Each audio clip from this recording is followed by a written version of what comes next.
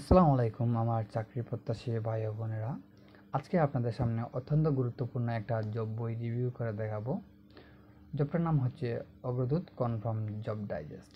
তো অনেকে প্রশ্ন করে থাকেন যে ভাইয়া আমি তো 11 থেকে 20তম গ্রেডে চাকরির জন্য প্রস্তুতি নেওয়ার চেষ্টা করতেছি, তো কোন বইটা কিনলে আমার জন্য ভালো হবে। আবার অনেকে ভেবে থাকে যে 11 থেকে 20তম গ্রেড, তো এখানে তো অনেকগুলা গ্রেড, হয়তো বা এক এক গ্রেডের জন্য এক একটা বই কিনে লাগতে পারে।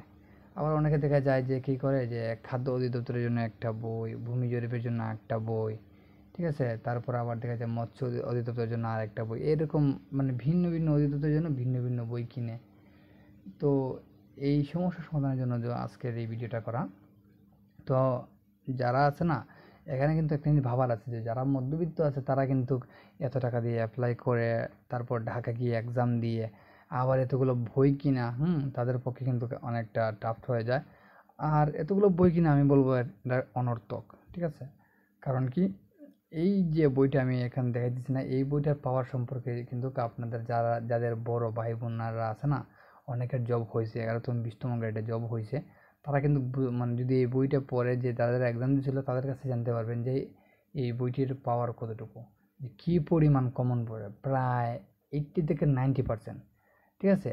এটা তো মাস্ট বি কমন পড়েই কোনো কোনো সময় এটা থেকে 95 থেকে একবারে 100% কিন্তু কমন পড়ে যায়, ঠিক আছে, কোনো কোনো এক্সামের ক্ষেত্রে। সো এই বইটা কিন্তু অত্যন্ত পাওয়ারফুল একটা বই।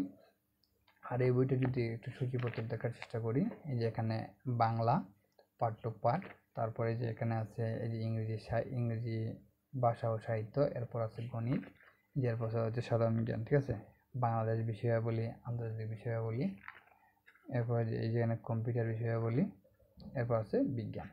সো এখানে যদি আবার অনেক সুন্দরভাবে এই যে প্রথমে কিন্তু এখানে ডিটেলসে ভাবে দেওয়া হয়েছে।